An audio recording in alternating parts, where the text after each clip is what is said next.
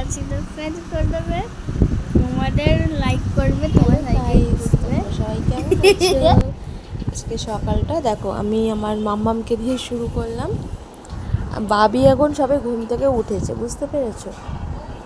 আর ও ঘুম থেকে ওঠার পরই শুরু বদমাইশি।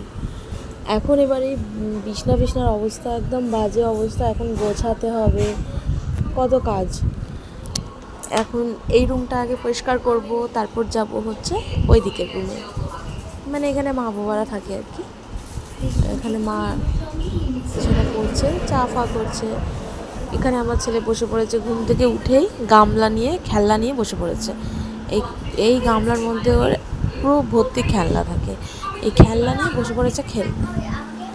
আর এই যে আমার খুব প্রিয় একটা জায়গা, এটা হচ্ছে আমাদের সিংহাসন। যেহেতু রাত মানে নিচে করি না, যেহেতু নিচে পুজো দিই না, কারণ আমার ছেলে ছোটো, তো এটা ওইটা মানে জিনিসটা নিয়ে ফট করে চলে যায়, ঠাকুর এসব নাড়িয়ে দেয়, ওই জন্য নিচেতে করি না, ওয়ার্ড্রপের ওপরেই ঠাকুর রেখে পুজো করি।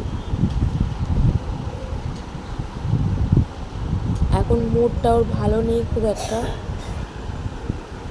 এইটা আমি কিছুক্ষণ পরে মানে ব্লগটা করছি। এখন ওর মুডটা এমনি সব গোছে গাছ এখন হয়ে গেছে, কিন্তু ওর মুড একটু খারাপ। ও কোথাও একটা মানে বাইরে যেতে যাচ্ছিলো দাদুর সাথে, তো আমি বললাম না এখন যাস না, আগে তুই পড়ে নে, তারপর বাইরে থেকে গিয়ে ঘুরে আসবে। আমি ওকে ওটাই বলছি, ব্যাস রাগ। এ দেখো, আমি আমার এই নতুন একটা সেট আপ করেছি রান্নার এই জায়গাটা। সব রান্না তো রান্নাঘরেই হয়, যেমন ধরো সব রান্নাই, কিন্তু যদি ছোটোখাটো কোনো কিছু করি না এখানে, তাহলে বেশ ভালো লাগে, একটা আলাদা ফিলিংস লাগে। যেমন ধরো চা হোক বা কোনো রকমের একটা, অনেক সময় ধরো অনেক রকম আইটেম হলো বা ঘরে কেউ আসবে, তো তখন কী করি, আমি মাকে বলি দাও আমি কিছুটা এগিয়ে দিচ্ছি।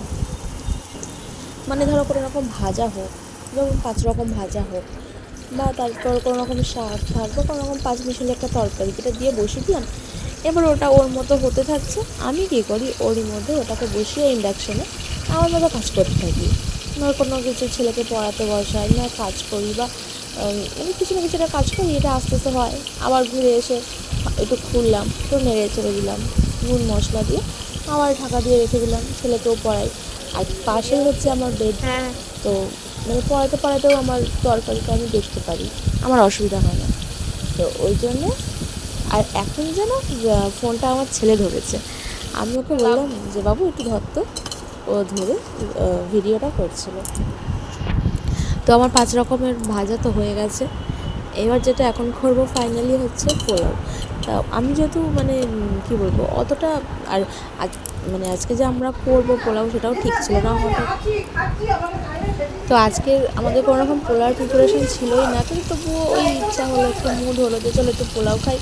আর আজকে মাংসটা আমি একটু অন্য রকম করে করেছি, সেটা হচ্ছে মাংসটা আমি একটু মানে তন্দুরি চিকেন টাইপের করার চেষ্টা করেছিলাম, যে কোনো রকম আলু দিয়ে ঝোল ফোল কিচ্ছু না। আর এখানে এই যে ইনি পড়ছেন,